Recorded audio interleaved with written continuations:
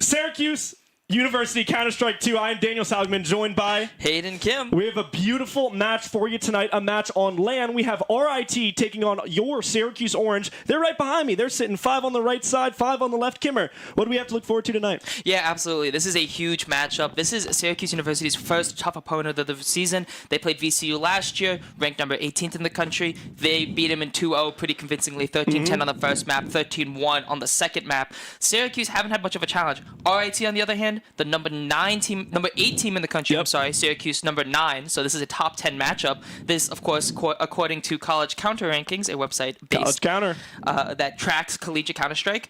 A website made by Syracuse's very own Senshi. This is true. You're right on it. You're right on it. It's a great site to get all your Counter-Strike needs. But this is going to be a good one. These two teams going into this point in the season have yet to really face a lot of high-quality, top-tier opponents in their PlayVS conference. And this match is kind of almost the kickoff to this second half of the season. Absolutely. I mean, the PlayVS season, both of them are in the same conference. This is the way the conference works, is basically round robin. And then they go in the top number of teams, then qualify for playoffs and play teams from the other conferences. But this is the conference of death. Yes. This is the East 2 conference of PlayVS. The top team in this division, number 1 in the nation, Fisher College, and they are a very strong team, and they come up on Syracuse's schedule. They come up on RIT's schedule in the next couple of weeks. Both of these schools, RIT and Syracuse, are 4-0 in the conference so far. Yeah. So either way, one of these teams walk away from tonight undefeated, and the other one get their first loss of the season. Yeah, and I mean, both teams are playing for a lot here, and playing on LAN just adds that extra, that kind of it factor to the match. Syracuse, as you said, undefeated, have yet to drop a map in their PlayVS campaign. Correct. So far, RIT, though, hasn't gone quite as smooth. Right, they dropped a match on PCL, or PlayVS Collegiate League play, 2-1 against Durham. They won that game. However, Durham, a pretty quality school that Syracuse has yet to play. They play them next week. Durham ranked number 21 in the country, for a little bit of context on what's going on. And, outside of PlayVS play, RIT has suffered a loss recently, facing off against number 7, Ashland University. Yep. They lost to them 2-1. I talked to them before the game. They kind of chalked up that loss to a mental difference. They were playing with the sub. Speaking of the sub, they've confirmed their 5th player. His name is Koza. he was recently added to the team, recently promoted from their JV squad, RIT White, and this is his first LAN ever. So a little bit of the LAN. The LAN jitters can really get to you. And also, speaking of sub, Kimmer, I think we'd be remiss if we didn't talk about my status. Oh, boy. Because recently, I am also on the Counter-Strike team. I am the 6th man. We call me the super sub. I'm also coach. So? I went up to each of these players before the match. I said, hey, coach is going to need you tonight. And they said they're ready to go. I think that they, and Senshi especially, really wanted RIT to come here to LAN. He likes getting people in the building. He likes everybody being here. I think it really makes the competition kind of feel that much more real. When you can look to your right and you can see the other team rather than just kind of looking at pixels on a screen. Absolutely. I mean, Cameron, the IGL for the Syracuse team, is known for his LAN presence. Famously, when he played at the NACE Grand Finals at Full Sail University in Florida, he got quite loud and had to get talked to by the team the tournament organizers to tell him to pipe down, because that's how much effect he has as a leader and in a LAN setting. That's kind of the difference there, right? LAN is different because you can interact with the other team. You can look across and see what the other team is, how they're reacting. If they're in a great mood because they're stomping you, that hurts so much more than not seeing it through a screen. Yeah, 100%. And I can speak from experience. We went down to Philadelphia earlier this year, and Cam was loud. He's sitting there. Every time he kills somebody, he will stand up out of his chair, look over, and scream things at them that I probably should not say on the broadcast. But that's part of the competitive play. These players, they get into it, they get passionate, and that's what we love to see. But I think, Kimmer, we should start talking about the map picks. Absolutely. We're going to start off, we're going to start off with Nuke. Correct. And then we're going to head into Mirage. Correct. And then game 3, the decider, if it comes to it, will be on Ancient.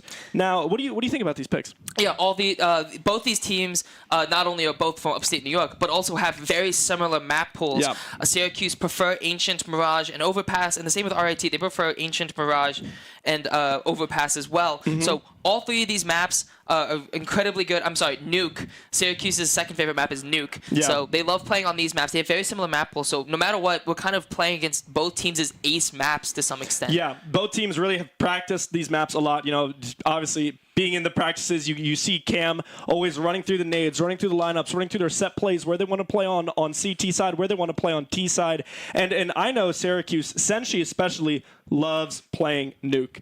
He finds that he can play really well off of Cam, and they can get that teamwork, that synergy between these two players on this team who have been here the longest. Absolutely. I mean, that's kind of the difference that kind of sets teams that are maybe pug stacks or pickup game stacks or your regular ranked 5-stack versus these highly professional, near professional level teams, is that their ability to play maps that require a lot of utility, that require a lot of teamwork. So you see a map like Nuke. Nuke requires a lot of very specific nades, especially if you're doing an outside take, especially if you're trying to do a hut take. That's almost impossible to do against any good team without coordinated flashes and smokes. And so you see the team's willingness to play these maps shows kind of how confident they are in their teamwork, how confident they are in their prep, and that's definitely going to make or break the difference, especially on a T-side Nuke, which is famously slightly more CT-sided just because of the complexities in the map and the number of chokeholds on the map.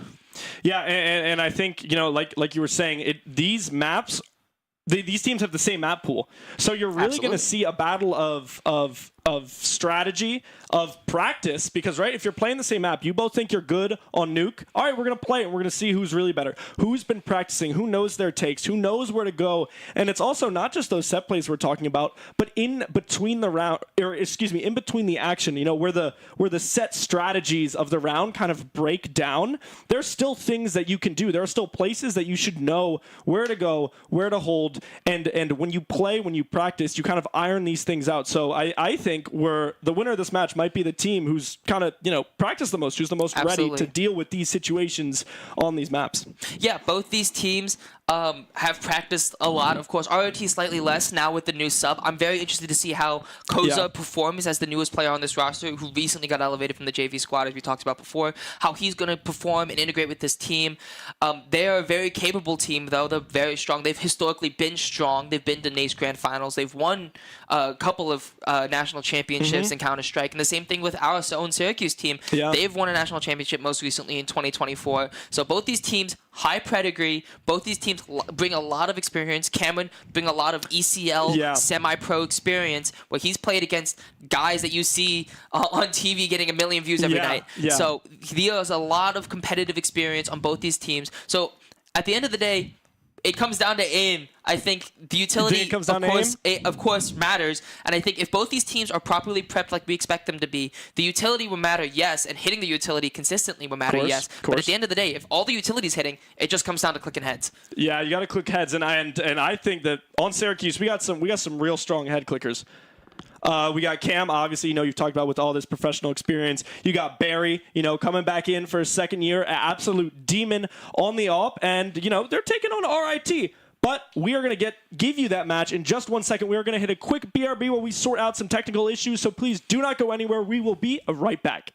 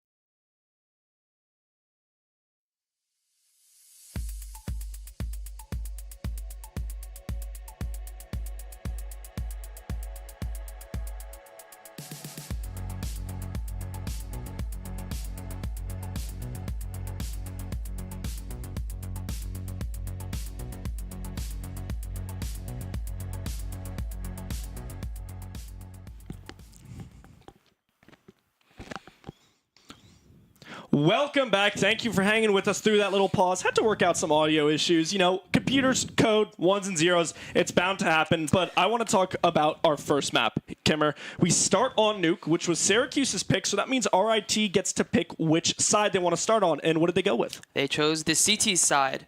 The CT side, of course, is it's a CT-sided map, of course.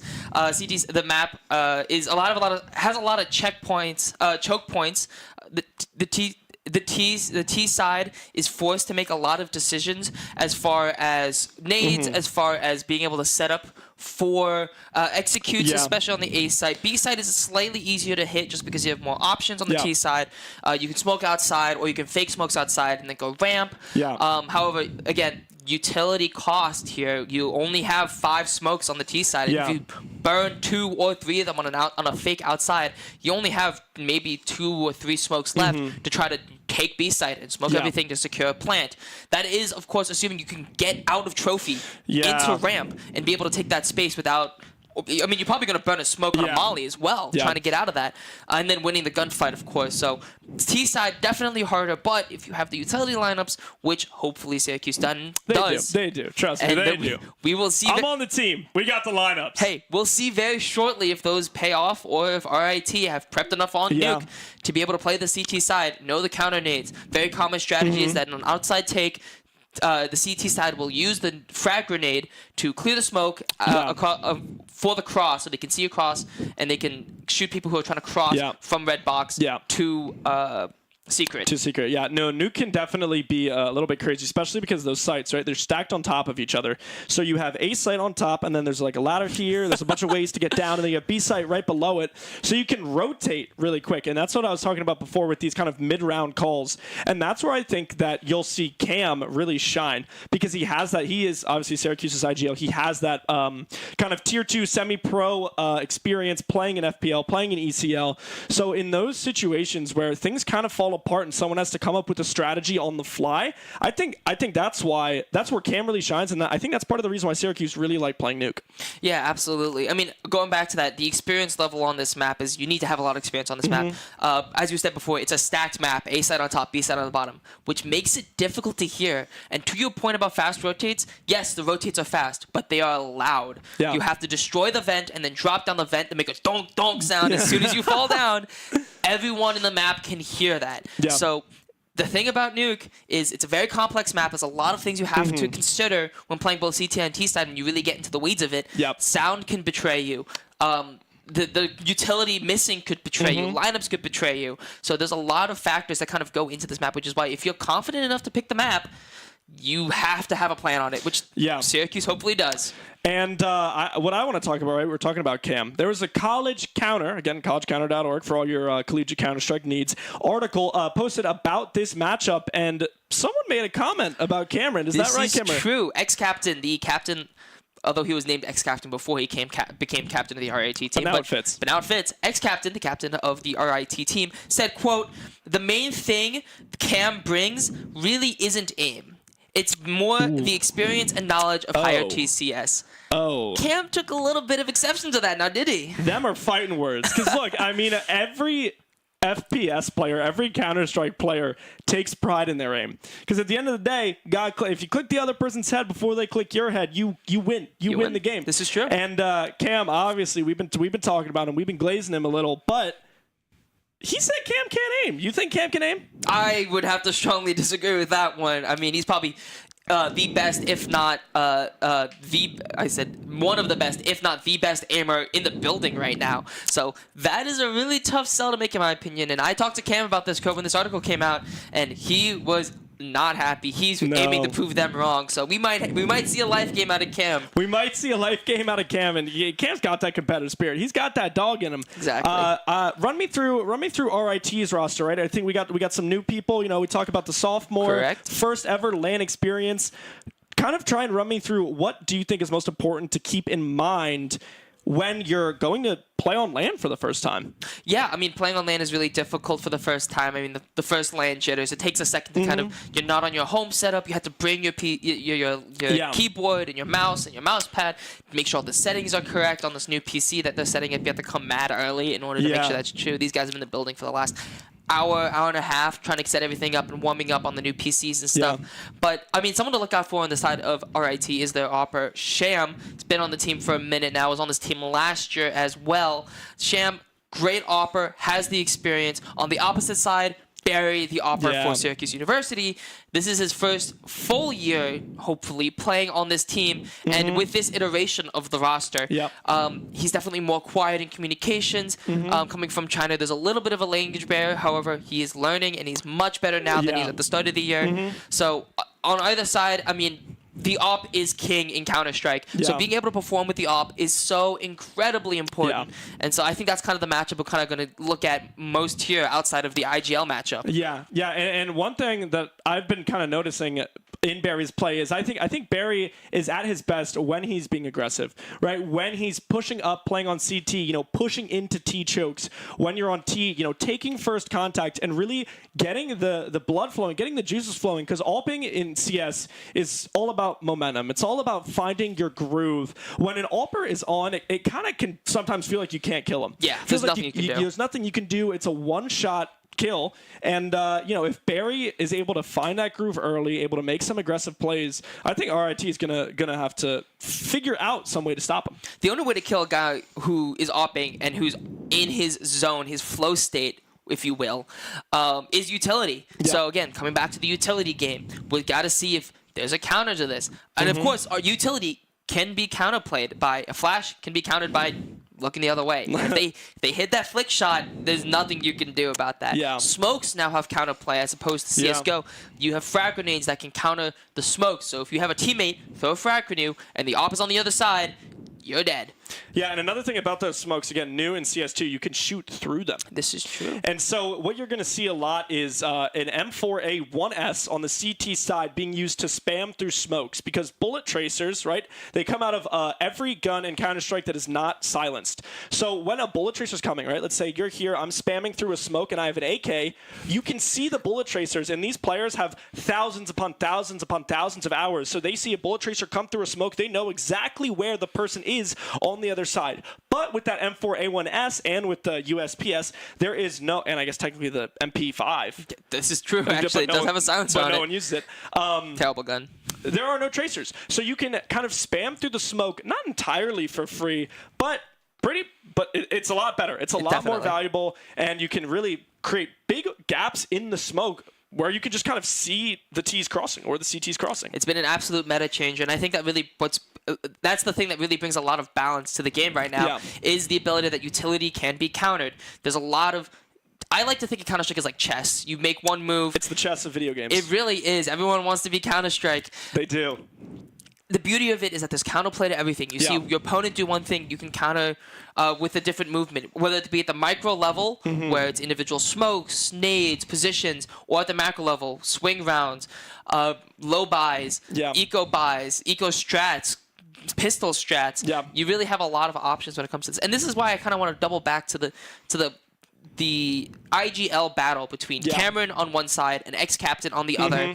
The thing that makes Counter-Strike so amazing is that the adaptability element is absolutely key. When it comes to when your execute doesn't work well and you need to pivot, you turn to your IGL to make that call. And now we're going to have to see, especially with these two teams, with how well prepped they are, how experienced both these teams are, we're going to have to see whether these IGLs can pivot when they hit a stone wall and realize, okay, we are down 2 guys. It's a 4v3. We need to pivot to a different site. We need to slow the round down. We need to do so. They have so many options now. We can go quiet and re-hit. And this is where I think we're really going to see the difference between these two teams. Because on paper, they're very similar, both experienced. Both have great players on them. They have a lot of experience at the semi-pro, professional level. There's a lot that's going to happen in this game, and it's really going to come down to, okay, who's on their game tonight? Okay, who can make the better mid-round calling? Yeah, and I mean, you were talking before, we kind of opened it up at the beginning of the stream, but these two teams neck in neck in their play versus division, and also in kind of collegiate Counter-Strike as a whole. College Counter ranked RIT, number 8 ranked team, Syracuse University, the number 9 ranked team, and all the teams in the top 10 can make a push for number 1. So the margin of error is slim here, and it really comes down to, like you said, those mid-round calls. Who's hitting their shots? Because, right, click heads, who's making the good calls, who's hitting their nade lineups. All of this stuff can make a difference, especially when it's so close. Both of these teams undefeated coming into this matchup. One of them is going to walk out with an L. Yeah, I mean, this also has playoff implications with seeding as well. I mean, this is the division of death. Fisher probably going to go undefeated in this division. So both RIT and Syracuse have to chalk up that game, potentially as a loss. I mean, of course, there's always a chance. This is Counter-Strike after all. There's always a chance that a team can win. But in this case, it is unlikely at this current date. Fisher College, a very strong program in Counter-Strike. But the fight for the number 2 spot in this conference is basically between RIT and Syracuse, and that could be decided tonight, essentially. Yeah. Which could have major implications on who they play come playoff time at the end of this fall semester and affects momentum going into the spring semester. If you have a deep playoff run at the end of the fall semester, you have even more to prove going into the spring. Yeah, and about that seeding, about that kind of playoff determination, like what you're saying, this is important because whoever wins, whoever gets second in this group, right? Obviously Fisher, the powerhouse in this group. Whoever can be second doesn't have to play Fisher to the grand finals. And once you're in the grand finals, anything can happen. So this match has a lot of playoff implications. Both these teams looking to grab their first win as we start to load up this lobby and get into the game. Kimmer, what is your prediction? Ooh, I mean, I'd like to think Syracuse wins this map on Nuke. I mean, Nuke, again, we go back to the strategy. If Syracuse is confident enough to pick this map, against RIT, I think they have something cooking. So if Syracuse can get out of the T side with a 7-5, down 7-5, or tied 6-6, or even down 8-4, I think Syracuse can make a play on the CT side and reset the mental going, okay, we might have lost the first half, but Cameron... I think you could describe him as a person. He can be a very aggressive as a person when you talk to him. Very, maybe not aggressive, but assertive. Yeah. So he knows how to really settle the guys down and be like, guys, we need to lock in. Let's go back to the fundamentals of what we talked about and can reset the team going into the CT half. Yeah. And like right what you were talking about, Nuke is a CT-sided map. So honestly, even a scoreline of 8-4, you're kind of okay with it. You just don't want to go down 9-3, 10-2. It's still winnable. It's still comebackable. But then things start getting hairy. Things start getting a little more, complicated. As we see here, these teams are doing a knife round, but it is a bit of a formality in the map pick ban veto stage. Both these teams picked their side. So Syracuse will be starting on that T side. RIT on that CT as we admire their skins, see their movement. This is a nice little blue setup that Benji's got here. Kimmer. Yeah, the blue sapphire. I like that. Butterfly knife looks really clean with the racer gloves. As now we look like we're about to head into the pistol round after they set the server straight. And pistol round is the one of, if not the most important round in a game of Counter-Strike. Especially in MR12. Especially in MR12, right? There's only 12 rounds in a half. First team to get to 13 wins. It changed from 16 in CSGO. And that just makes pistol round all the more important because you win this round, you have good momentum going into the next few. Kimmer, we are off! Let's go. Some Counter-Strike, baby. A quick hit through A, just going to be an A rush. It's looking like Syracuse runs 3 out ramp. X-Captain on site with those dualies. Such a strong weapon on the pistol round. Able to find one headshot, traded out by Bird. Syracuse get control of the site as RIT looks to retake. Yeah, the dually is incredibly strong. You can see them more even buying them on the T side as well, but Barry left. A 1v2. Barry finds the first dink. Gushes one.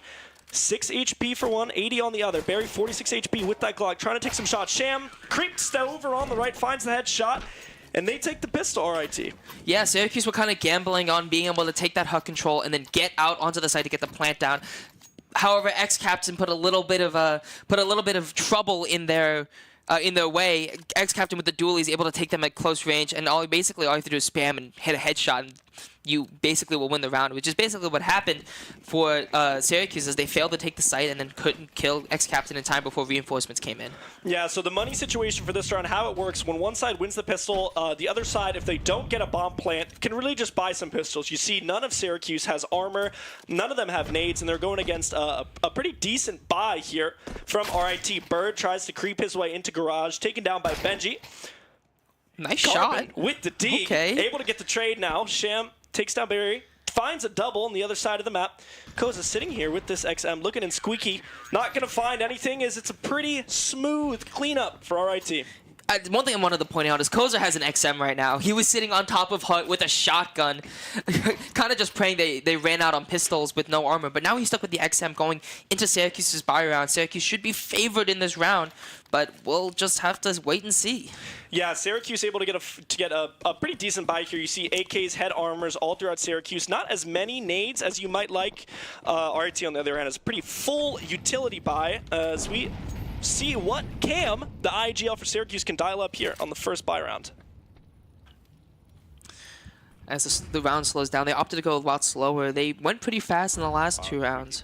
Syracuse kind of just creeping around, waiting. Yeah, it's about finding the spaces in the map where you can take your openings, waiting to see if CTs push. You see Senshi kind of posted up here. Obviously, doesn't have that radar on. The players can't see where the enemy team is. That would be crazy. Yeah, but I mean, I kind of like that angle from him, though. He's kind of on a lurk watch, trying to basically bet on someone pushing out and getting a free kill. Yeah, first contact comes in here. Sham finds one, Dink gonna fall back, throw the molly, traded out, or killed by Carbon, excuse me. Now it's a 5v4. Syracuse have control of this B-bomb site, but not without a fight. Koza gonna find the kill onto Carbon with the XM. Cam sneaks up into radio, trying to find a kill on anybody who might be getting a little overzealous on ramp. Again, that's what we were talking about. The nade used to get rid of the smoke for a little bit. Cam takes down Koza. 2v4 here for RIT on their bonus round. I love this from Syracuse. This is the exact kind of adaptability that I was talking about. Cameron saw the pressure on the B site and said, nah, we're repositioning and going towards A. Only to find out the A site was empty. Yeah, and then that's, just being able to have the kind of knowledge, the wherewithal to say, all right, whoa. We can just go up the ladder, go up the ramp, head back outside and go to A. Benji gonna take first contact here against Senshi. Swings out, finds the first. Bird able to find the trade, but Hoax on the other side of the map takes down Cameron, picks up an M4. 2v1 here. This would be an absolutely tragic round for Syracuse to lose. They just got to play time. The smoke comes out on the bomb. Hoax runs up, finds the first onto Barry. Now it's a 1v1. Bird versus Hoax. Gonna go to the bomb, throw a flash at his feet, and stick it.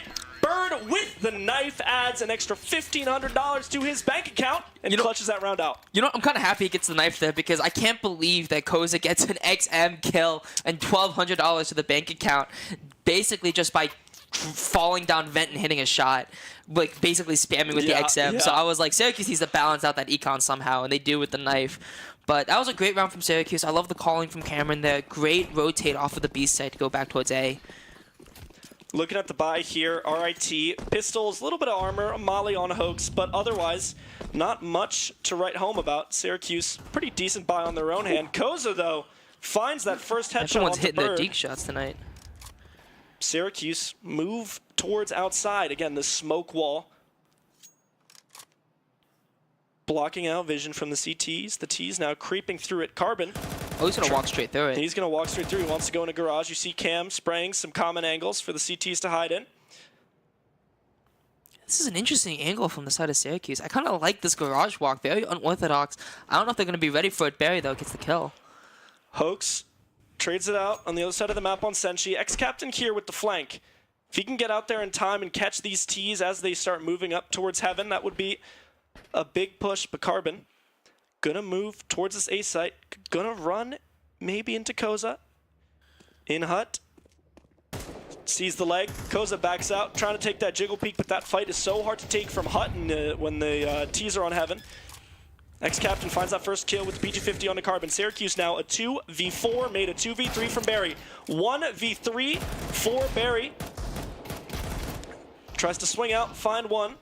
28 HP, gonna be a tall task. The flash comes in.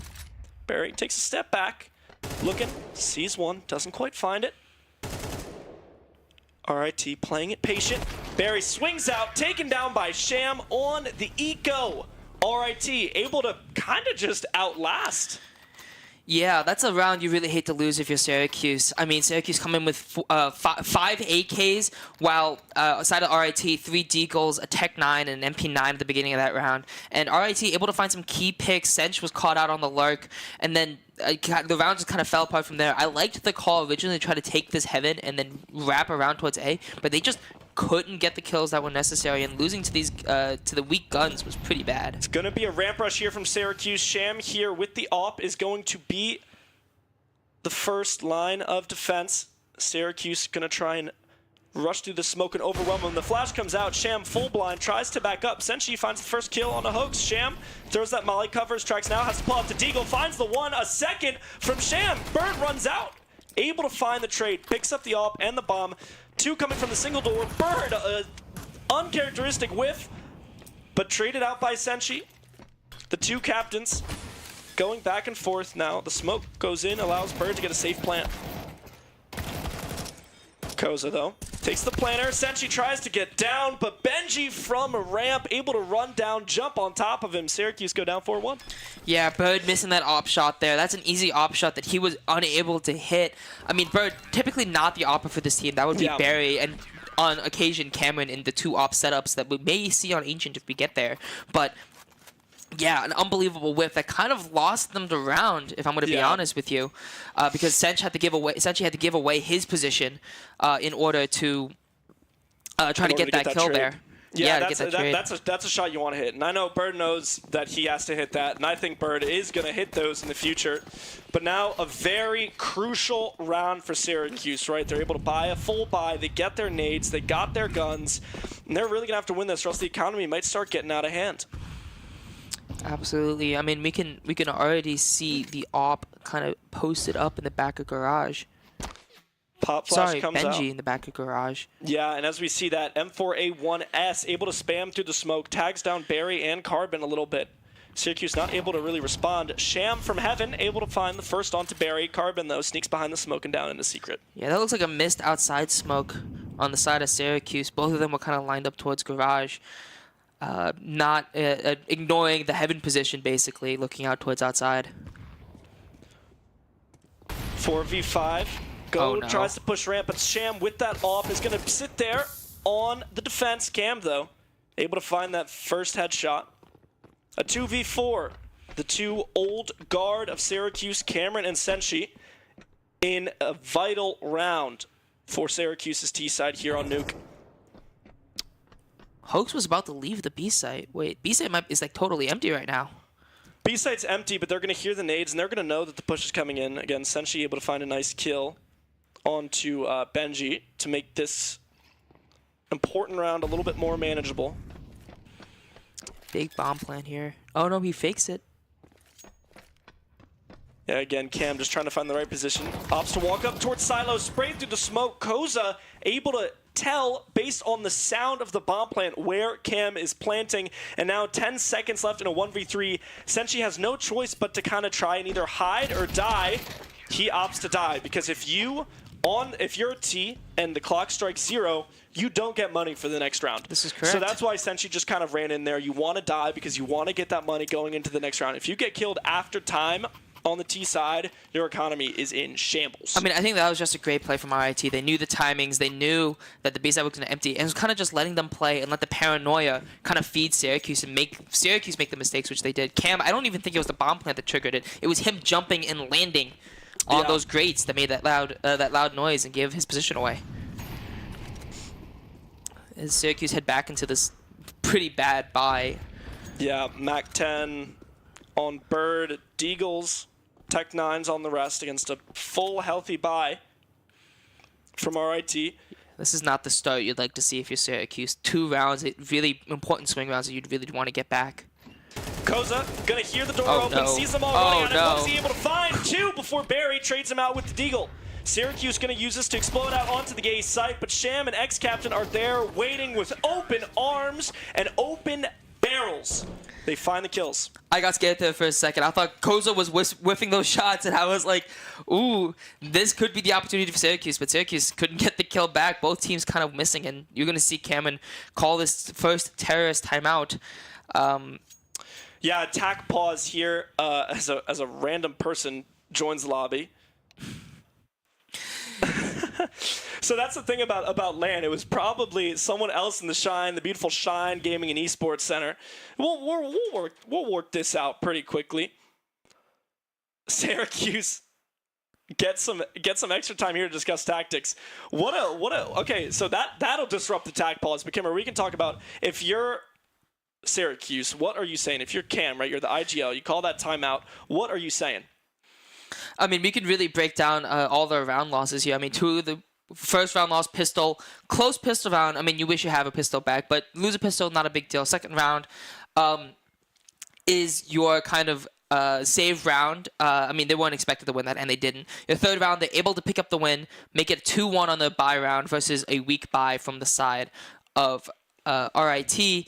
And then from there, you have a couple bye rounds that Syracuse probably should have won. You have the one eco round that they lost to RIT. In no position should they lose to an eco round in that position, especially with 5 AKs. Yeah.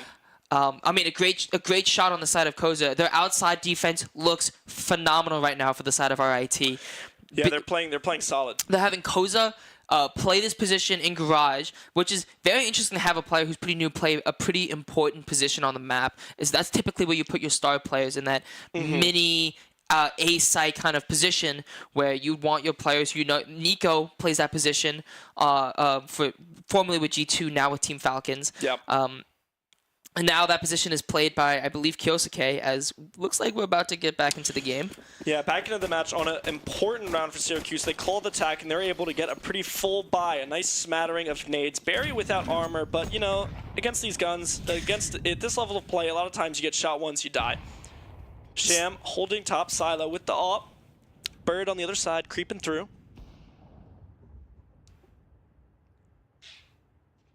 Hoax here, looking to see if anybody's going to come ramp. Doesn't look like anybody's going to be home. Syracuse pushing outside, trying to take space out there. Barry, again, no armor, less HP, less ability to survive those HE grenades. Goes down to 1. Benji through the smoke finds another carbon, trades it out though. 3v4 now for Syracuse. The lockdown hold from RIT. Sham up in heaven, ex-captain playing down low. Senshi now needs a miracle to win this round. A 1v3. Is now made. Oh. Finds the second kill. Looks up. Tags Sham in heaven. This is looking a little bit more winnable for Senshi now. Tries to creep up. Doesn't have control of the bomb. Or, throws that smoke to gain control of the bomb. Picks it back up. Walking back towards the B bomb site. Senshi, again, going to use that quick rotate those vents to get down to B. Not going to run into any disagreement from RIT now, able to find that plant, and Senshi now going to try and play this post. I mean, Senshi, 2 great kills to kind of set up for this plant. I mean, the plant money is definitely important, but at this stage, Syracuse just need round wins to make this a winnable game for them. Hoax now going to be the first point of contact. Senshi finds the kill. Now it's Sham, who is tagged down to 47%.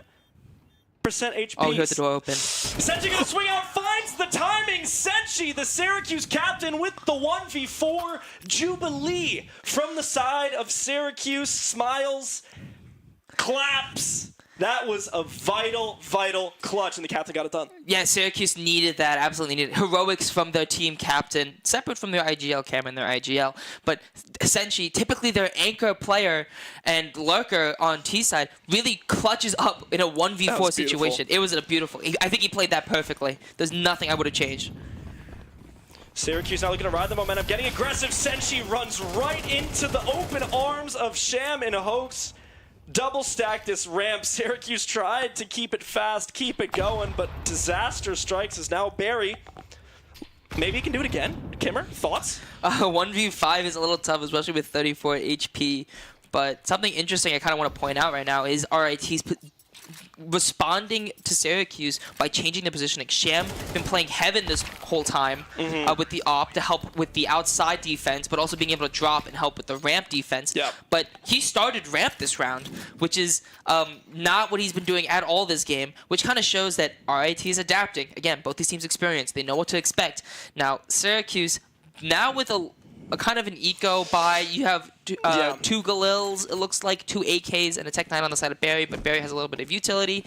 So They got enough tools to win the round, but it definitely doesn't favor them. Again, there are 12 rounds in this half. If Syracuse won every round for the rest, it would be 7-5. A fast ramp hit is going to come in. Smoke plays fire extinguisher, extinguishes that molly. Carbon just running in. Hoax barely able to escape. Now going to take first contact. Carbon finds that first headshot. Syracuse explode out onto the B-bomb site. Oh, gun hidden behind the rafters. Some of the quirks of Counter-Strike. You love it. Benji able to find Barry. Make it a 4v4. Syracuse now settle into their post-plant positions. Senshi playing in radio, the Syracuse captain. Gonna swing out, take first contact. Benji able to find the headshot. Bird, Cam playing in double door. Sham's gonna peek out, or excuse me, gonna sit single. On the bomb site, fighting with Carbon, who's able to find one. 2v3 now for Syracuse. 1v2 as Koza finds one. Fights the Bird! Able to fly in from the top and clutch out this round.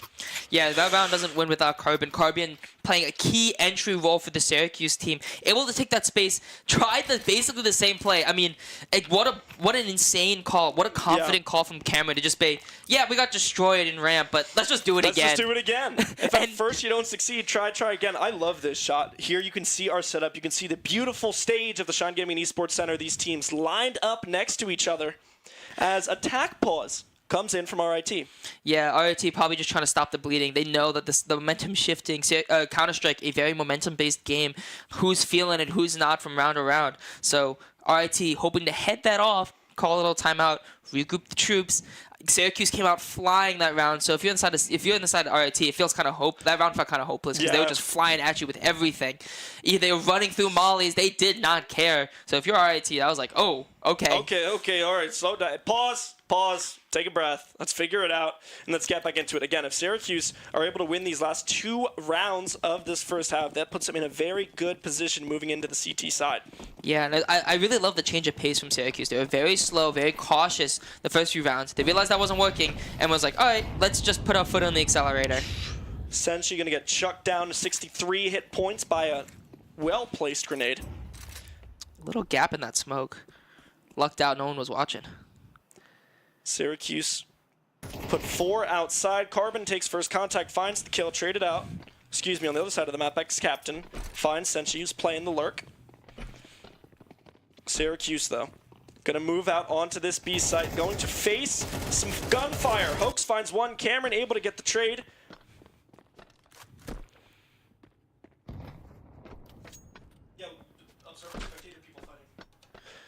And it looks like Syracuse is going to try to back off. This is probably a call from Cameron to slow down, play with the clock. I mean, they have a minute to play with. Yeah, and this is where you see the calls really come in, where these two IGLs can kind of flex their knowledge, flex their game sense. As it seems like RIT is kind of taking it slow. They're holding A site, and they're going to say, look, if you want to plant B, we can just come in for the retake. Cameron, unfortunate smoke, bounces off the pole.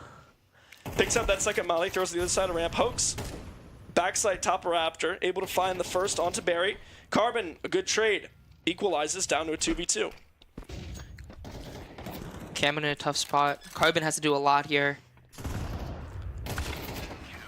The 2v1 doesn't quite happen for Cameron as they fall. RIT pick up that round 8-3. Syracuse looking for an 8-4 half here.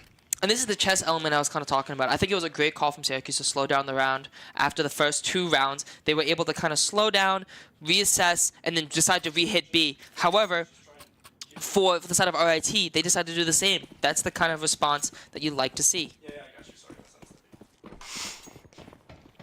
So now we head into a round that Syracuse forced into. Yeah, and it seems like, again, they slowed it down. Another missed nade, look at that. They slowed it down in that last round. Now Senshi might try and speed it up a little towards Squeaky, killed by ex-captain. Benji takes down Bird, finds Carbon. As Koza sits here in hut, moving in, not going to see anybody. Sham from heaven takes down Cameron, pushing out Squeaky. Koza on the flank. Barry in the 1v4. Yeah, not much you can do Bang there. from the right, a 9-3 half, a pretty strong start from RIT, but don't worry, it's Nuke. It's a CT-sided map. While this isn't quite the scoreline Syracuse would want, it is far from over. Yeah, I think Syracuse kind of gotten unlucky in a couple of points. The rushes didn't really work a couple of times, especially towards ramp. They lost some key rounds that they probably should have won or had hoped to win. I'm thinking back to that eco round where RIT was on an eco, Syracuse had 5 AKs, and they tried an interesting strategy of walking through garage, which I don't necessarily hate, but Senshi dying as a lurk hold really kind of set them back, and now Syracuse kind of on the back foot, having all the pressure on them now. Yeah, 3-9 as we start to see what type of strats the T's ex-captain and RIT can bring out. It's going to be a push outside. Cascading through, they start to push into the CT area. Barry going to take first contact, falls to Sham. Koza takes down Cameron, now Syracuse in a 3v5s. Looks like the A hit's going to come out though. Pushing into Hut, Senshi with the dualies. Tap at the toes! Senshi dances like a ballerina, not able to get away. Bird now, fighting on Heaven, finds the first, but Benji able to trade it out. RIT win the pistol and put Syracuse in a pretty scary spot. Yeah, I'm kind of interested to see what the plan was though for Syracuse. It didn't look like anyone was really holding outside other than Barry in mini, and Barry really couldn't do much against the take.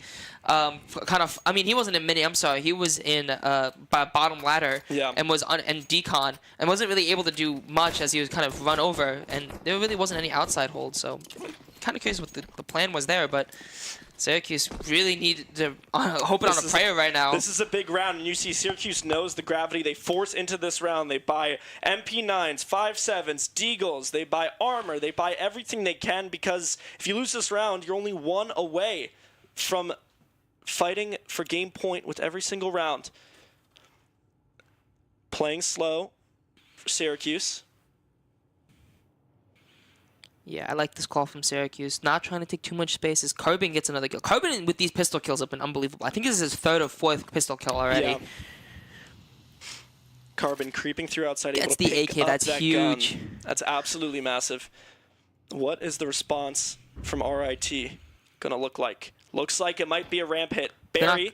They're not going to be ready for Bird. No way. It's going to be on him with the Deagle. They are ready for Bird as Hoax finds that first headshot, forces Barry to back up to site. Looking for a little bit of a hero play. Carbon sits in radio. Barry down here. And it looks like RIT is just going to say, you know what? I'm ignoring this B site. We're going down to A. Ooh. Essentially able to get one there, which I think is pretty big. Carbon still has the AK, which I think is huge. With Barry and Cameron both on Deagles. If Cameron can hit one, we might be in session here. Cam can hit one. That Molly kind of bounces off that top of the vent. Little unlucky throw there.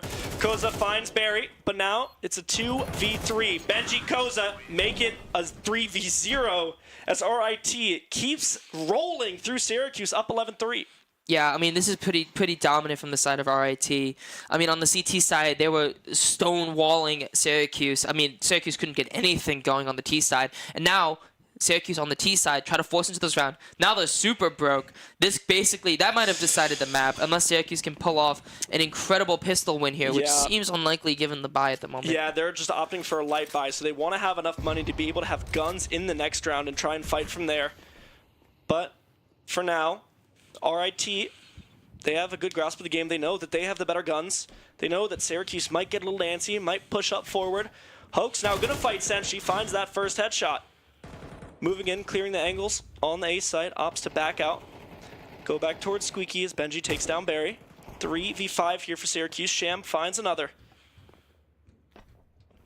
He says, ooh, crispy shot from Hoax on the Bird. Again, if you're feeling good, if your shots are on, it can feel like there's nothing you can do.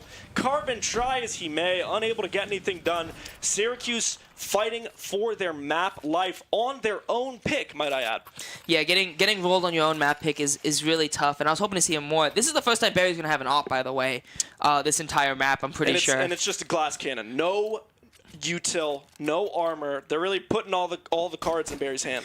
Yeah, I mean, Barry's going to have to do wonders here with this op, hopefully. I mean, I would like to see more out of Cameron. I would like to see more out of Senshi. Carbon, I think, has had a wonderful map. He was the only reason. He was one of the few bright spots on that T side, and he was a big reason they got those roundkins. Cam. Cameron heard me. From your mouth to God's ears, Cameron finds a kill with that A1S through the smoke onto Sham. Barry finds one with the ult, but Benji hits an amazing shot to neutralize Barry. As now, RIT moving through Secret Bird, you know, the CT's now trying to just figure out where they're going. They have the audio cues. Yeah, they know it's a B hit now. They have to. RIT still doing their due diligence, clearing out these corners, making sure they have full control of the site. That HE gonna go in, chunk Bird down to 78 HP. A 3v3. Syracuse fighting for their map life. Ex-captain finds the first quick one. Now it is on Senshi, the Syracuse captain, and Carbon to keep their map alive. But Benji's gonna fight, finds the one, the second, RIT. 13-3 in dominant fashion. Take map 1 against your Syracuse Orange. Yeah, really tough map for Syracuse. I mean, the shots weren't landing. It really did feel like it was a big gap as far as it didn't feel like the rounds were close. It didn't feel like, oh, Syracuse is this close. No, RIT was in control basically the entire map. It felt like on CT side, super strong. We saw some great op play from the side of Sham, hitting his shots from outside. Yeah. He was posted up in heaven, being able to cover both drop down the ladder and cover ramp when there was a ramp hit. That he was able to go outside and look over the smoke towards Red Box and get the cross into Secret. He was super impactful on that CT side. And on the T side, Benji had some great kills. He was really holding it together, getting some key trade. Yeah. Great trade kills, and we're going to see some of the highlights very shortly. I mean, Benji, we can see his entry ability right here by clearing everything. Senshi trying to catch him on an off angle, unable to. But this is kind of what I'm talking about RIT being able to buy enough time for their teammates, very communicated, very coordinated. RIT able to communicate with each other, saying, hey, we know they're here, we're coming, I need help. Getting their one kill, dying, and then allowing them to buy time to set up for a retake.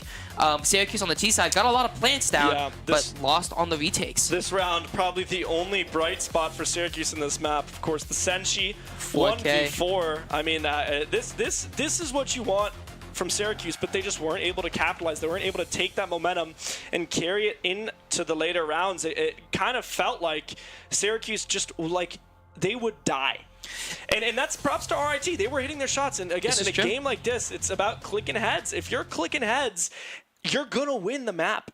I feel like there was a lot of communication errors on the side of Syracuse. There were times when, on the CT side, when they were positioning for retakes, but one player would, who was on the opposite side of the map, would try to retake the site by themselves and not wait for teammates to reposition into better positions. There were times on the T side where the lurk watch would get caught out, either due to bad timing. That could have just been a timing issue, but there could also have been a communication issue, which I think is more likely given the situation at the moment of them consistently losing T-side rounds. There were definitely shots that you'd hope they'd hit that they didn't. There was that one round where Koza missed half his mag on 5 guys on pistols in Squeaky, and they couldn't get the kill, and Koza walks away with 2 before dying. It's a situation like those where it's like the communication needs to be there. There seems to be a disconnect somewhere on the side of Syracuse that you really hope could get fixed going into next map, which Syracuse also were comfortable on. Also starting on the CT side of, which is Mirage. And now Mirage is an interesting map. Of course, it's kind of it's taken the crown from Dust 2 for the most, pretty much the most played map. You queue in a Premier, you queue in a Face It, you queue in any type of pug. 70% of the time, you're going to be on Mirage. All of these players know this map like the back of their hand. You know how to play it. There's a lot of strategies that kind of everybody's aware of. And again, it's like chess. There's moves, there's openings, there's lines, and your opponent has to know how to counter them, right? You got to know what to do in these situations. And also, Mirage, known as a little bit of the aimer map, the fragger map, if you would say. The better team normally wins on Mirage. Right. Mirage is what many consider a solved map. The last time it was changed, I think, was 2016, 2015 when Inferno was updated. I think they were both updated around the same time. Mirage, considered a solved map, more or less. Every team, any real team, even your Pug 5-stack knows A executes, A smokes, B smokes, mid smokes, window smokes, cat smokes. I mean, even your silver player might even know those. Yeah, like those are like, when you're learning Counter-Strike, those Mirage A smokes are like the first you learn the stair smoke, because it's the easiest smoke to throw in the entire world. And then you get a little bit better. You learn a CT smoke. Then you get a little bit better. you learn a window smoke. So again, like this is the map, right? This is kind of the map that's emblematic of Counter-Strike, and it's a map where you really see individuals shine. It's all about fundamentals on Mirage. I mean, the long angles call for, especially on the A site, walking on A main and trying to take mid requires people to aim. It's one of the more puggier maps in the rotation right now. The others being Dust 2. Anubis, when it was in the rotation, was a pretty puggy map. Rest in peace, no longer in the rotation. Subbed out for Train. But this is going to be a make it. I mean, this is make it break it for Syracuse. It is make or break for Syracuse. And one thing I want to see out of Syracuse, right? We talked about Barry was only able to get that up in that last round. Was neutralized by a pretty sick shot from RIT. But I want to see a double op set up here on CT side. Quite possible for Syracuse. Because Cam, while not an AWPer by trade, is lethal. Yes, with that gun. Absolutely. And on Mirage, if you can get the CT side kind of swinging, you can have 2 AWPs. It can feel like there's just this like pressure coming in from God that is impossible to fight through because there's just a boomstick on the at every corner. Right, and I was talking about these 2 long angles on Mirage. That's exactly where you'd put the ops. Typically at a 2-op setup on Mirage, you'd see 1 in window and then 1 watching A main, typically from CT or ticket box, which would allow basically a shutdown of the A site. The quick rotates from window can watch Palace. You have a great crossfire with the ops. You have, if you play 1 in connector, which typically most teams will do, is they'll put in an anchor on A, an AWP on A, 1 on connector, and they either leave 1 on B or they'll move the person in connector to cat to get that crossfire onto mid. So either way, no way you slice this. If 2 ops are in play for Syracuse, I think they take it just because they believe in their aimers. I think this is a great change of pace for Syracuse. They were kind of outclassed as far as strategy goes on Nuke. If they're able to dial it back a little bit on Mirage, go back to the basics, kind of go, okay, let's just click heads. Let's go out there. We all know the smokes. We all know what to do. We all know the flashes. Let's settle down. I think there's still there's a way back here for Syracuse. 100%. I mean, 100%. You know, this isn't set in stone. Everybody has a stinker, right? The best team will get destroyed, and then they'll go out and they'll sweep the rest of the thing. This is by no means over for Syracuse, but what they also have to make sure they're doing is managing their mental. Absolutely. Because, you know, you have this land. RIT drives up from Rochester. Everybody's here. They want to compete. They want to have you know, everybody likes winning. Yeah, of course. You like dominating, but the best Counter-Strike matches are those ones where they go down to the wire, back and forth the whole time. But that can be hard to do coming off, you know, your own map pick where you go down 13-3. Syracuse has to do a good job saying, all right, guys, flush it down the toilet. To quote Jalen Hurts, flush it down. It's in the past. It doesn't matter. Let's lock in. Let's figure out what we need to do, the changes we need to make to try and force this to map 3. Yeah, I mean, I think Syracuse have a lot of work to do. I think there's definitely a way back, as you were saying. You got to kind of flush it down, go do a mental reset, which Cameron is very good at doing, having all this competitive experience, and he can pass on to his team to kind of tell them, hey, here's the situation. But also to not get too down on themselves. At the end of the day, this doesn't define the season. Hey, let's just play our game. We don't have to beat ourselves up going into this next map. Calm down, take a deep breath, drink some water. We're going to be okay. They've played this map. The benefit for Syracuse is that the overlapping map pools between RT and Syracuse mean that Syracuse is never really going to play a map that they feel super uncomfortable on.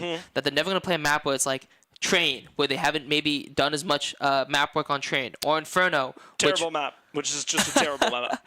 Literally. Okay. I'm gonna nerd out for a little bit. No, have your moment. Inferno in CS:GO was a great map. It was my favorite map. The chokes felt manageable. You know, it felt like aimers could shine, but if you knew your lineups, you knew your mollies, you knew your nades, you'd be good. Everything kind of felt balanced. And then you go into CS2. The smokes, we talked about. The smokes are a lot more versatile. Right. You can shoot through them, you can nade them, but they also like flow to fill in gaps. It's more voluminous. They're more voluminous, and they interact with the fixtures on the map in a better way. But what that does is it just makes it so that smokes are kind of oppressive. You feel like you can never really go anywhere. There's always a smoke, and if there's not a smoke, there's a molly, there's a nade. The chokes are too small. There's really like 2 places where the T's can go. It's a terrible map. I don't necessarily disagree with you, although I'm not as much of a hater on Inferno. I think my main issue with Inferno is it feels predictable. Yeah. Like Mirage, I said they're both reworked around the same time. The only big change to Inferno is the removal of the skybox from CS2 to CS:GO, so a lot of the lineups kind of broke. Yeah. The open skybox also messes with Inferno because you can just throw insane nades you should never be able to throw. Anyway, we're not playing Inferno. Praise be. We're playing Mirage. We're playing Mirage here. And an important feature of Mirage that I think we're going to see a lot is mid control. Absolutely. Right? Tees, there's two ways for tees to get into mid. You can go up through top mid, or you can go through underpass, which is, you kind of get to underpass going through B apartments. And so you can kind of come in from opposite sides, and then the CT's got to deal with that, right? Anyway, and there's we talked, it's a solve map, whatever, but there's 100 different things you can do. But if you have control of mid, you can take A, you can take B, you can go anywhere on a moment's notice. So we're going to see a lot of fighting around for mid control.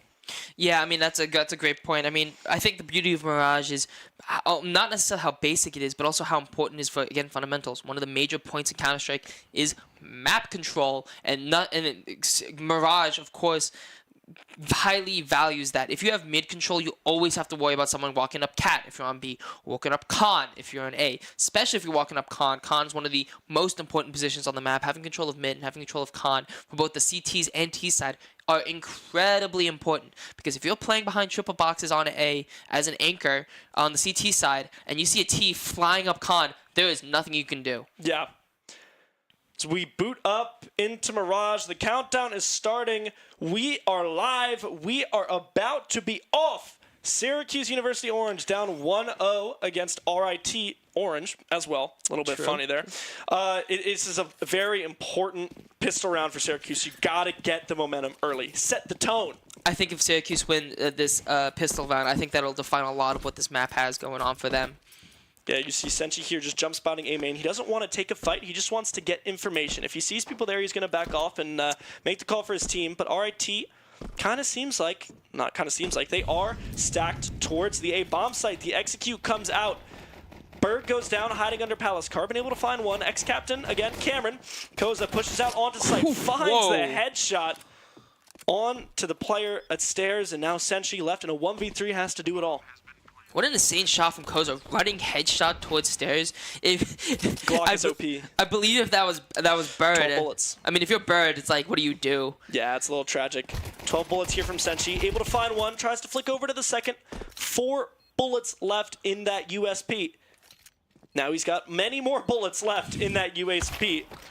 And now he's got no HP left on his body. Sham able to find that tap and close it out. RIT, take the pistol. I mean, that's a great read from the side of Syracuse, at least. They stack 3 towards A. They have someone jump peeking towards mid and have faster, only one on B with a faster rotate. If RIT ends up going B, you play retakes, which is a lot more manageable without the utility on the T side. And if they go A, you're running into a stack, which ended up happening, however.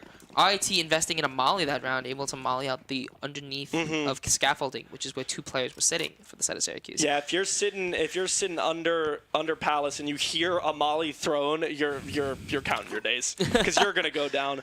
Again, we were talking about those ace smokes, those basic ace smokes. They come out here. The molly gonna force Cameron off of stairs with that deagle. Hoax though falls through the smoke. Carbon with that 5-7, able to get a lot done.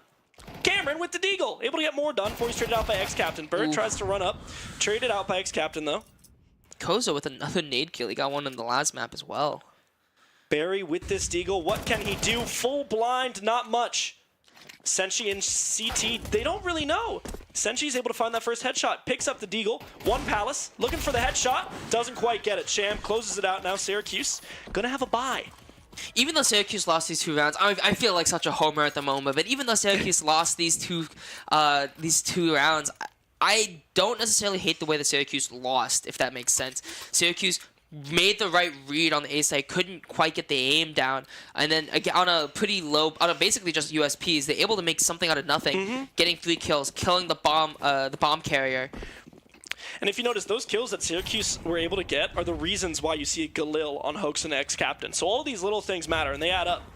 Oh, and then they're not ready. They think they're going to go mid. They're not ready for another A inside of RIT. There's a mid-stack the call comes in. Come out on A. Senshi gonna be left here as Flash is flying up into the sky. Gonna have to back up. Syracuse looks like they might just try and retake this 5v5. Yeah, this is, I mean, Bird is still sitting on B. Yeah, bomb goes down, he rotates over now. Syracuse, it'll be a tough retake, but definitely one they can do. They have 2 smokes, they have 3 flashes. RIT, pretty good util as well. Kind of just waiting. I like the number of flashes on the side of Syracuse here. Barry able to get one. Flash through Why the did he do smoke. that? Bird able to get the kill on Akoza. Now it's a 4v3 as Benji takes down Carbon. Hoax equalizes. Another X-Captain. Now Senshi against the world. Syracuse, it was looking good. And then the hammer falls. I don't even know how I feel about that round. The retake starts off strong. It's a 5v5 retake. Not ideal. Syracuse kind of weighing more towards trying to read a mid-take. However, Syracuse able to get a couple of kills on that retake. Koza comes walking out of the smoke for some reason. I'm not sure really why he did that. I felt like that might have been a mistake. But able to get 2 kills early, but just can't get out of those smokes or not patient enough waiting for the smokes to clear in order to properly retake the site. And they go down 0-3. Yeah, Syracuse on pistols. Stack 3-4 on the B bomb site. And it looks like RIT is taking mid and they're angling towards Cat. They might run in to the full stack from Syracuse. The molly comes out van. No one's there. Senshi with the 5-7 finds one. Benji, a quick double. Now Hoax running in on the backside. Barry hears him, unable to find the kill. 2v4. Bird with the CZ, long range. Now it's Cam with the deagle. Looks to find the headshot, not quite able. Syracuse fall 0-4. Again, another great read from the side of Syracuse on that B hit. I think that was just kind of like, it's a matter of time. They're going to hit B. They got to hit B. They've got to go B, right? And it's a great read, but here we go. Barry, now earlier on, gets an op. Yep, that's what you want to see. Tough early streak for the side of Syracuse. I mean, I would be interested if they lose this round to look at attack pause for the side of Syracuse. This is a can't lose round for Syracuse. This is absolutely a can't lose round. Is it a must win or a can't lose? I think it's a must win. I mean, if they want any hope in this series, it's a must win. Oh, and this is what we're talking about. The aggression from Barry peeks out unable to find the flick. That looked good though. But I like the idea and I like the pressure that Barry's putting. Carbon from Cat able to kind of pick up from that pressure that Barry created with that early peek. Things slow back down. Oh, he should have just stayed. Oh no. Now he peeks. We have the benefit of X-ray. The players don't. Yeah, it looks like they're going to reposition towards this A side. Look for that A hit. Senshi goes down. The anchor on the A side. Now Barry turns his attention. Yeah, now pushing out. Barry able to find one. That's a big one. Needs a little bit more. 3v4. RIT start to throw their smokes, throw their util. Scale up onto this A site. Hoax taking the aggressive play upstairs. Barry. Taken down by Barry. The close range shot with the op. Koza spraying through that smoke. Gets some tags onto Cam. Who pushes through the smoke with the flash? Now Koza left in a 1v2. Carbon and Bird from CT. Able to find that kill. Good round. Big, big win for the side of Syracuse. Barry, the MVP of that round, has to be. Gets that first pick, holds off the attack. RIT was scared. That's why they stalled in the middle of that A push. They didn't have the utility ready for the op. Again, going back to the idea that the counter against the op is utility. RIT did not have that, and so they were hesitant to move forward, allowing Syracuse to reposition, get into better positions. That great crossfire that they had, one from CT, one from jungle, able to get that final kill. And that's a great round from Syracuse. I'm happy they were able to finally get it together. Yeah, as you see the AWP come out from RIT, the AWP on Sham. Barry, with the AWP of his own, going to find that first pick on to Benji. Oh, did you hear that jump up? Yeah, he must have. Cam should get that sound cue and know that RIT is creeping in. Koza right on the other side. Cam knows, finds the headshot, the kill. 5v3 now for Syracuse. Yeah, now call out comes. It's a B hit. Cameron runs through the market door, unable to find one. Carbon, though, from that backside, playing from bench. Now just has to lock in, settle in, and try and keep the hold strong. Peeks out, finds the quick headshot onto Sham. Traded out by Hoax, but in a 1v3, 50 HP, it'll be a tough order. Again, Bird hears the sound cue. Swings out, peeks, finds the first headshot, but Bird able to get the response 2-4. That's a great round from Carbon. I mean, Cameron just kind of playing for information there for Carbon. Carbon able to anchor down, behind the half wall and behind bench and able to just get one, get two, reposition, play the sound cues. He played everything correctly and was rewarded with 2 kills and an assist on a third on that last and final kill, as Syracuse building a little bit of momentum, something they did not have at all in the first map. Now with 2 rounds, only down 2 rounds. Yeah, and I mean, RIT, no money here. You have 2 Deagles, you have body armor on Hoax, but other than that, not much to speak of in the way of weaponry, as RIT are postured towards the B site. They're kind of just feeling things out, you know, on these eco rounds. CTs don't want to get too aggressive because you don't want to run close range to a pistol. Ts want to go slow. They want to try and see what's going on, if there's anywhere where they can find an opening. Barry gets the opening there with the op, showing his impact already as they creep up towards these B apps. Yeah, no one's seen him yet. Now the call comes out. Carbon playing Cat, able to find the I first love this onto Sham. crossfire. Yep, this is a great crossfire. There's 1 bench. Carbon doesn't quite need it though. Finds 2 before Bird. Strikes from behind. Hoax all on his lonesome. Yeah, and I mean, if you're Hoax here, like, if you can steal a gun, because Syracuse, they have money, but if you can get a kill and take a gun away, that's just more money that Syracuse won't have, but, you know, it's tough when you walk into Barry's crosshairs. That's great communication from the side of Syracuse between Bird and Carbon, both able to communicate, get that crossfire from Get Right and Bench, able to really find their groove. I've talked to Carbon before. Carbon, not usually used to playing on the B site with Bird, had some communications issues, seemed to have figured it out because both of them played that to a T. Yeah, good team play. As attack pause comes out from RIT, they want to stop Syracuse's momentum. They want to try and discuss what their strategy is moving into this important gun round. Yeah, I mean, both of these now on full buy round. Syracuse, a little bit of flexibility just with the economy. Both of them are pretty rich. Almost everyone on Syracuse has over $5,000, despite already having a full buy. Barely losing anybody last round. Not losing anyone at all. I believe it was a flawless round for the side of Syracuse.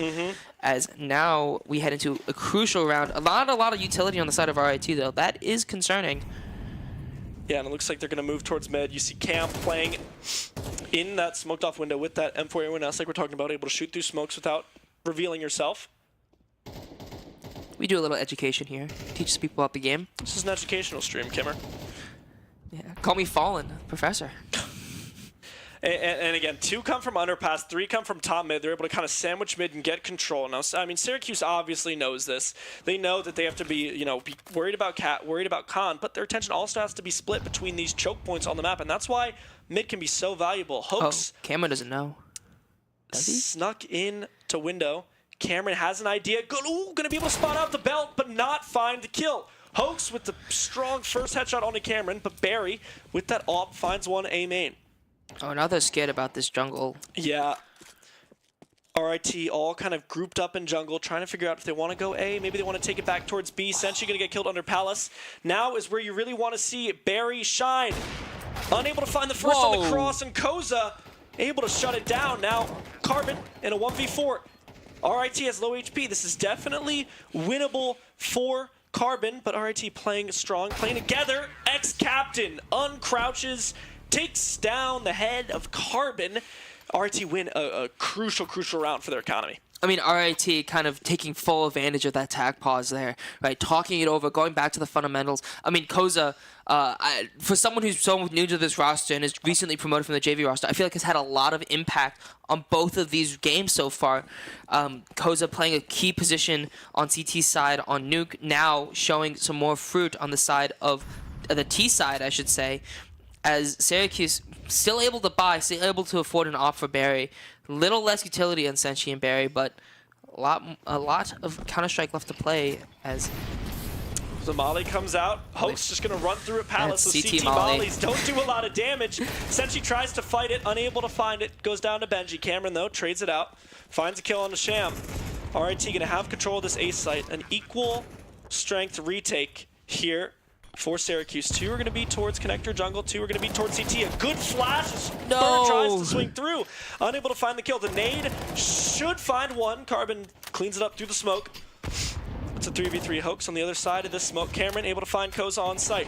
Ex-captain now sitting back in Firebox. Cameron knows he's there, hops up onto the box, unable to find it. A 1v1. Carbon finds the headshot. A crucial round for Syracuse. Carbon, a nice 3-piece. That was a messy round for, I think, everyone. Carbon escaping with 6 HP, winning that round in that 1v1. Like, Cameron with unbelievable aggression to walk out straight from connector, straight to triple boxes, in between 2 players, and just playing off the info of his teammates. Unbelievably gutsy play. Pays off with 1. Unfortunately, can't get the other. Crazy jump up on the box and try to fight the guy Firebox. I don't think he expected that jump up at all.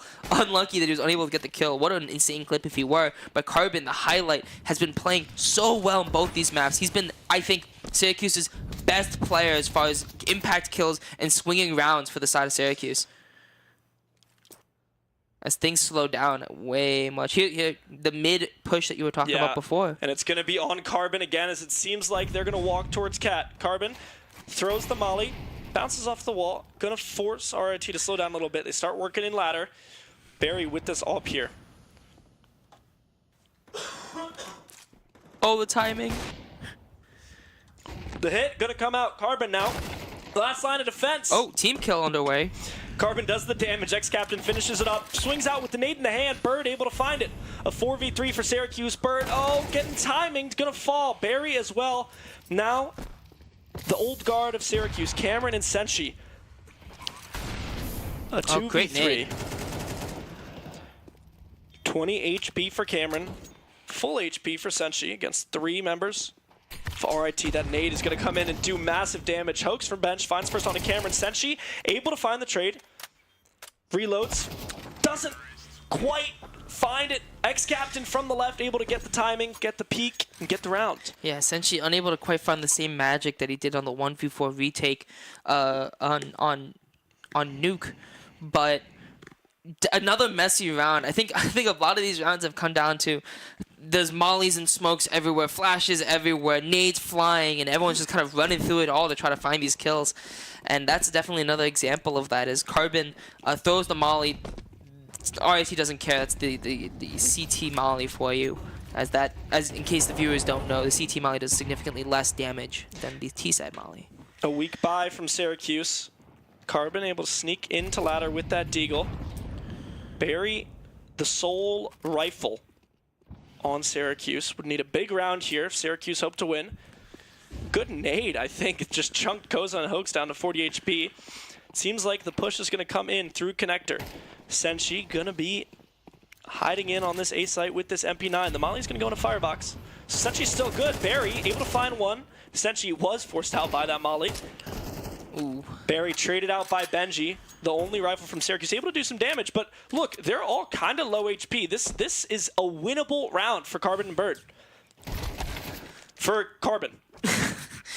I mean, all of them are one shot with the deagle, I believe. So 3 well-placed shots could. I mean, of course, if they're headshots, they die anyway. It's a tall order. Carbon's going to be up against a lot here. But there's a rifle down by Ticket. Look at that. Yeah. Can pick up that M4. Ooh, finds the first tag, but Koza with the quick headshot.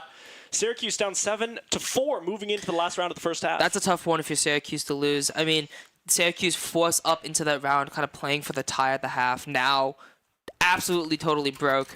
MP9, a CZ, 5-7, 2 MP9s and a deagle. It's tough out here for Syracuse, while RIT are well equipped, full utility on everyone, 5 AKs and full armor. So we'll have to see if something's in the bag for Syracuse in order to win out. As they look at this aggression towards A main for the side of Syracuse. Yeah, I mean, when you have these guns, you got to get aggressive. You got to try and fight in close angles, close quarters. That's where this 5-7, that's where this MP9 is going to shine. But you know, sometimes you roll the dice and the numbers don't come up good. RIT towards this B bomb site. Ex-Captain able to find the first kill onto Bird. Now the execute is going to come out. Carbon gonna have to come up with something big here with a deagle backside. Swings, looks for the flick, not quite able to find it. Ex-Captain with the headshot. Now it's Senshi left. A 1v4. Again, no point in saving. Last round of the half. Yeah, I mean, Senshi trying to... I mean, he would be on for the ace if he were to get this. Ex-Captain low HP, so theoretically a 1v3 if he's able to get this first one. Oof. Gets some tags on the Hoax through the smoke. Throws up Molly, will force out anybody who's playing close. Yeah, but- look at the radar. 4 people looking at Cat. Yeah, I mean, Senchi's stuck between a rock and a hard place here. Oh, little team headshot. Yeah, as soon as Senchi reveals himself. The firing squad from RIT close in. Syracuse down 8-4. Again, already down 1 map. Syracuse needs to find the answer here or we're all going to go home early and a little sad. Yeah, I mean, Syracuse, less so on Nuke, more so here. I feel like they're losing more even rounds. Syracuse definitely picked up a lot more of a fight, in my opinion. I mean, I feel like the eco rounds from Syracuse have looked a lot better than they did on Nuke. Syracuse able to pick up a couple more kills on the ecos as we're about to switch halves. Syracuse going to that T side as we head into that right now. Yeah, gonna need a big strat, a big call here from Syracuse because you again with how important pistols are in MR12. If Syracuse lose this, that just does wonders not only for the game and the economy, but for the mental of everybody involved. Syracuse, all 5 players stacked towards this A bomb site. Smokes, nades are gonna come out. The push soon follows. Koza sitting CT, opts to just drop back. The first contact here, the first kill will go to Koza. Able to find one, not the second. Carbon, team kills, but does take down Koza. A 3v4 now for Syracuse. Getting aggressive CT. Benji finds the first onto Barry. Carbon from Palace. Cam, a quick double. Syracuse slowing it down. They have time. The bomb is ticking. Wait, I love the smoke play. Cameron, yeah, with the smoke, and Host is just lost. Dazed and confused. Cameron, a brilliant smoke, able to play around, and Syracuse take the pistol. Unbelievable play from Cameron. What a gutsy play. I mean, they may be down, but it is not stopping Cameron from making these gutsy calls. That smoke and then walking through, RIT had no clue. They were unprepared for that. And especially on holding onto that smoke that late into the round is also kind of crazy. Might have been able to pick that up, but if he had that from the start, no Leve reference there. But if he was holding that from the start, that is kind of insane. As Syracuse now with a 2 MAC-10s, Galil, and 2 AKs running it down B, which is a great call because it's empty. Yeah, when you have SMGs and you know the other team isn't really buying, you can just rush B. Rush B. That's what they're going to do. Bird taking the early fight into market. Barry, though, on Cat, able to find another on X-Captain. A 3v5 with pistols. Not much is going to come in for RIT. It's Koza's 10 HP sitting in ladder. Carbon, look up. Bang. I mean, Carbon has been absolutely unbelievable. I mean, if you look at his ADR, he's at like a 130 ADR, which is Yeah. unbelievable. This holding on to that consistently this late into the game is absolutely phenomenal. So, almost in spite of Carbon's performance, Syracuse have been unable to perform. But great start, Yeah, able that's to how pick you up wanna that do it. win. If they're able to win here, then we have a game in our hands. We could be looking at a Syracuse comeback. Yeah, this is a very important round for Syracuse. The economy, you see RIT 0, 0, 50, 100, and $0. If they lose this round, their economy won't look great. Yeah, the economy looking like my bank account right now. Absolutely empty. Spent it all on a new knife skin. Senshi, Palace with bomb, the rest are A main. The smokes, the flashes, the execute's gonna come out. Sham's gonna find the first, looking for another, traded out by the MAC-10 of Bird. Carbon finds the burn kill. Benji, a quick 2-piece. Syracuse now, though. A 2v3. Bomb Fighting down. disadvantaged. RIT doesn't have to peek. They can slow it down here. They can take their time. Syracuse has to come to them. Barry sneaks into Sandwich. Looking jungle. Gonna see X-Captain and Khan unable to find it. Carbon swings out with the MAC-10. Finds a dink, but this gun not great at long range. Sees one, backing up. Carbon has to think about how he wants to play this. Gonna go back Palace. Makes a little jump. Great Trying parkour. to pick up Senshi's gun, it feels like. Yeah, they kind of think he's still A main now. They might have a little idea that he could be flanking around Palace.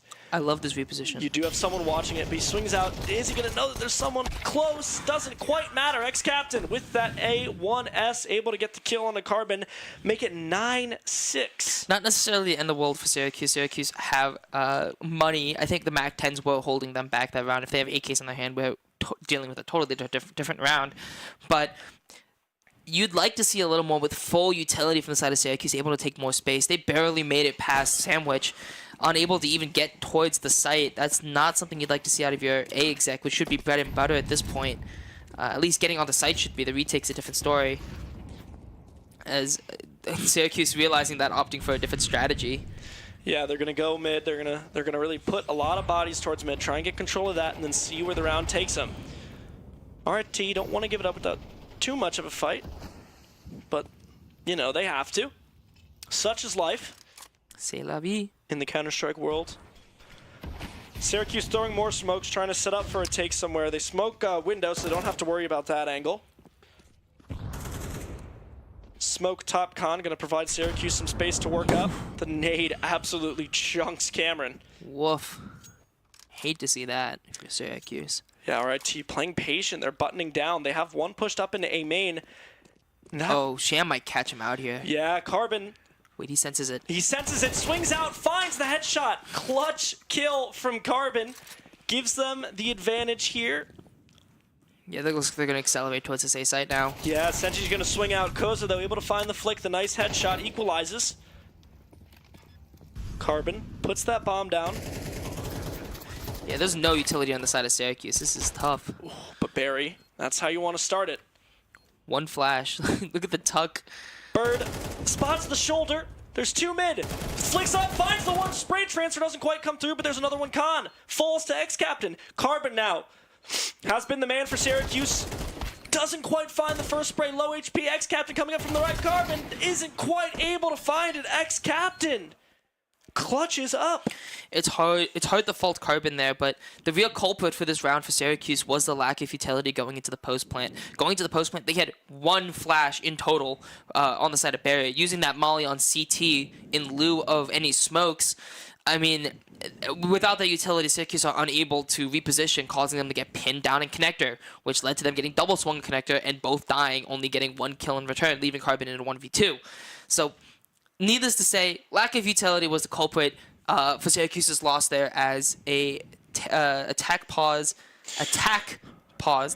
pause is Yeah. taken on the side of Syracuse. What I would say to Syracuse, because you know I'm the sub, I'm also coach. You know, Coach? sometimes I'd have that sit on behind him. Coach Guys, needs you. Wake up!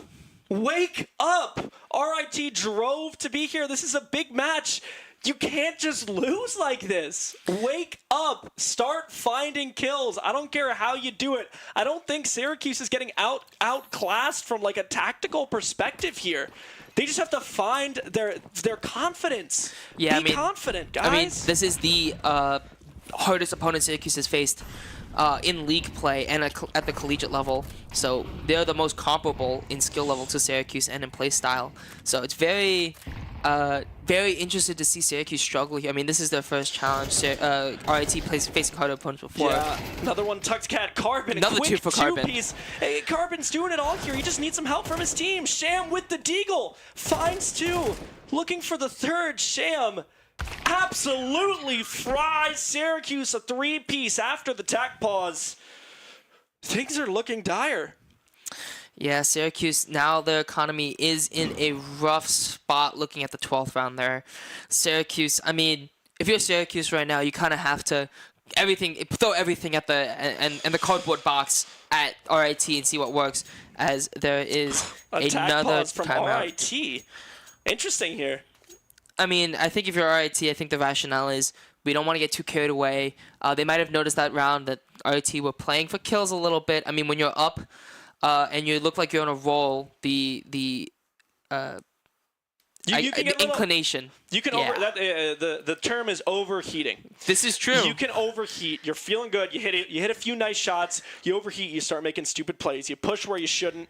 You don't really use your util that much. So RIT here, slowing it down, taking a deep breath, guys. All right, we're winning. Let's keep doing what we're doing. Keep focusing on making the right plays, hitting our shots, and a great buy from RIT. They just have all the money in the world. Syracuse forced to pistols. They're playing for overtime here. Yeah, I mean, if Syracuse want to make something out of nothing here, they have. Through the smoke. Yeah. Doesn't quite work. Benji, Sham able to close it out. Sorry, I like the aggressive play from Bert. I do. Well, I mean, what I was going to say before I was rudely interrupted by Syracuse players dying was that Syracuse needed to try to make something out of nothing here, which they're unable to do. which really set them apart from RIT, who were able to get a couple of eco round wins Yeah. on CT side and T side of both Nuke and Mirage. So Carbon spots the shoulder again. This is a nice little headshot angle. Backs off. Carbon, Cameron, Barry, all armed with Desert Eagles against a fully loaded RIT roster. Sham finds the first on to Cameron. Traded out by Carbon, though. 2v4 as things slow back down. You have Barry creeping through apps with the bomb. Hoax is jump spotting. He's going to get spotted out. Yeah. Not too late to rotate if Syracuse can catch them on an over rotate. Oh, Barry. Oh, he accelerates, yeah. And now, yeah, they know they're coming in. Syracuse just have to W key in, but X-Captain playing from short, able to find the first headshot. Now it's Carbon in an unwinnable situation. Syracuse down 12-6 are playing for not only map, but match as well. RIT wins one round. They take this. Yeah, RIT seems to be Syracuse's kryptonite. I mean, on paper, these matchups must have to be so much more even. However, every time that RIT face off against Syracuse on LAN, RIT has always just looked better, and it's no different today. As this is the third time RIT has come to Syracuse to play on LAN, and all 3 times RIT have beaten Syracuse. So the trend continues. I mean, this was a test. This was a test for both teams. As we said, they both came in here undefeated. They both kind of have had easy opponents so far in PlayVS, and RIT, you know, continuing the trend of, it seems like, going against easy opponents. Senshi finds one on a Benji, but traded out quickly by Koza. Now, Love this con walk. a 4v4. Syracuse takes space. This fight jungle is going to be massive. How much is Sham able to find? Nothing. Cameron, a great kill. Get the bomb down. Peeks from Cat. Cameron re-peeks. 34 HP. Before it's re-smoked, he can get the bomb down. No one from Syracuse really watching CT. Could be an angle for RIT on the retake, as Koza tucks into CT spawn itself. 4v3. Syracuse fighting to stay alive in this match. Cameron going to take first contact. Find the headshot. 2v4 now. Another one con. Gonna get the call. Knows, but X-Captain flying through the air. Oh my lord, Bird. Finds him. Wasn't quite expecting the second. Koza now finds the first. Looking for more. Barry able to get the kill. Syracuse looking to make something happen. You see Cam's in disbelief. Yeah, the flying headshot with the M4. There's nothing Cam can do in that position. It's all RNG. As Syracuse look to claw their way back into this. I mean, RIT not on the bestest buy. I mean, they may not be able to afford all the utility in the world, but definitely still on a strong buy. Tag pause too from RIT. Yeah, I mean, I kind of like it from RIT, kind of taking their time, not trying to rush to any wins, making sure that they're in sound mind in order to give themselves the best chance of just finishing the series. If you're RIT, it's just, all right, let's pack our bags, let's have a great drive back to Rochester after once again conquering Syracuse on home soil. Yeah, and I mean, the money from RIT here, they don't have a great buy. You know, they have armor and they have their nades, but they have 2 FAMASes. Syracuse, if they can win this round, especially with, you know, the Syracuse has now accumulated a lot of loss bonus, and RIT has none. So a round win here is almost 2 rounds won when you're thinking about the economy.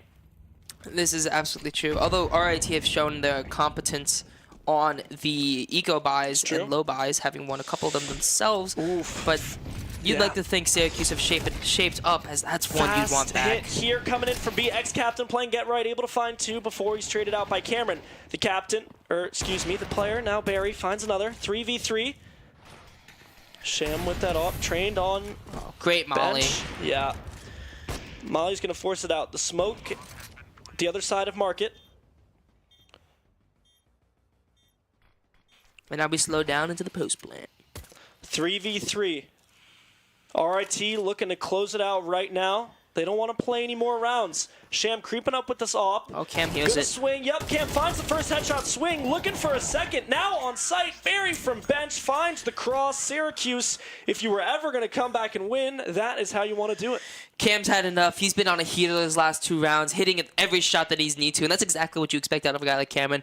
And that's exactly what you'd hope to have seen earlier in the game, but Cameron finally showing why he's probably maybe the best player in the building right now. Yep. As he claws single-handedly Syracuse back. As now Cameron given the green light to get the Yeah, op. that's Cameron saying, all right, I'm the best. Give me the guns. I'm gonna go win us this game. Give me the big green. Showtime, fun time's over. Yeah. Again, like we were saying, just a full save here from RIT. They spend a few dollars getting 2 deagles, but they're gonna stack towards this B bomb site. So A is gonna be wide open for Syracuse to take. I mean, if you're RIT here, you have the money, you have the rounds to play with. You can afford to just. Ooh, that's one. Ooh. Unable to find 2. Kenny, that's 2. Cameron with the ult. Farming eco kills. Oh, sees the top of his head. Oh, What a shot. Oof. Yeah, I mean, that's just an amazing shot, man. Yeah, if you're Cameron, you're mad about that one. Yeah, Barry, you don't gotta repeat this. You don't gotta repeat this. You don't gotta repeat this, Barry. Nah, let him cook though. With the Glock. He's cooking up something. Yeah, the bomb's ticking. Syracuse just needs to not let them ninja, and they're fine. Captain takes down Bird, but, you know, looking good, looking good. Big save, and then he dies to the bomb there. Barry retaining the op, I think, is extremely important here. Double op. Potential double op setup. So yeah, when we're on those pistol rounds and you have sight, you're pretty much in control. All you want to really be careful of, Kimmer, is the CTs sneaking their way onto the site. So we call it ninja defuse, right? You're hiding in the corner. You run up, you smoke the bomb, you defuse it under the nose of all the living Ts. So you know, that's the only thing you gotta really be wary of. But not quite gonna come through. This 2-man take towards mid kind of goes underway. Yeah, again, a very, very important. I mean, obviously, it's an important round. If Syracuse loses, they're done. But for the economy, right? RIT forced to pretty much buy down to 0. MP9 on Koza's back. Yeah, Syracuse. All this effort, all this manpower towards mid. Carbon. Big open. Yeah. And Hoke's playing on top of that boosted spot. He was playing there once before, so it's in Carbon. It's fresh in Carbon's mind, right? There's a player that can be boosted. RIT likes to boost. Carbon able to find a nice pick. Great smoke. Sham through the smoke, finds one on Bird, but Carbon takes down ex-captain. Moving on to this B bomb site. No one's going to be there. There's just going to be Benji in market. Benji can catch the timing. Looking to play the last line of defense here. The double molly going to force Benji back. Syracuse know their angles. They know the sight lines. They know how to get onto site without being seen. Nice great swing. Timing from Senshi. Yeah, and if I'm RIT, I'm saving here. Yeah, I'm in agreement. It's exactly what they do. Sham wants to hold on to the M4A1, although it takes a lot of damage. It's down to 21. Koza holding on to the MP9. Syracuse should go hunt, and it seems like that's exactly what they're going to do. Again, you got to be careful about that ninja, but RIT, they're saving here. Yeah, the no-brainer there is Syracuse fly across the map to try to find these survivors. Because they have money. Syracuse can afford, especially because you know if they lose a round, they're done. So they don't really have to worry about money at this point. But RIT really wants to keep this guns, not only the guns, but also the armor and the kit. Oh, as Barrio is gonna find it, not quite. 12-10. Syracuse clawing back. Kimmer, are you feeling it?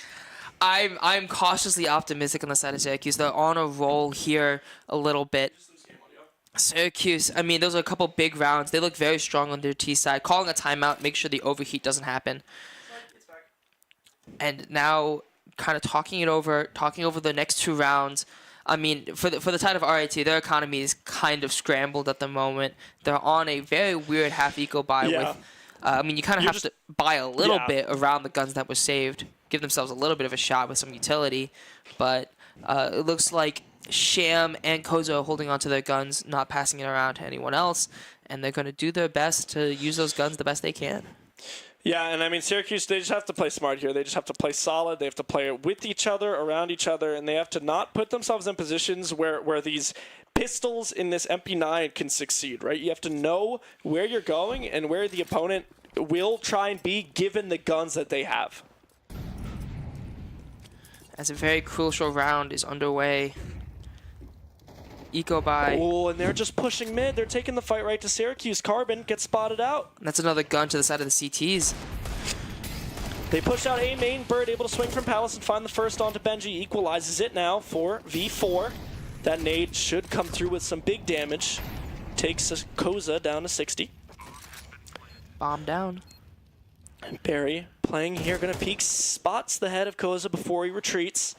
Hoax now gonna run into 2. CT Senshi playing anti. They both know that they're coming. The first headshot, Senshi, another. Captain, now with the AK, Senshi closes it out. So now it's just Koza left. A 1v3, not a lot of guns. Excuse me, not util. With an MP9. Cameron, with that all, closes it. And now it's 12-11, Kimmer.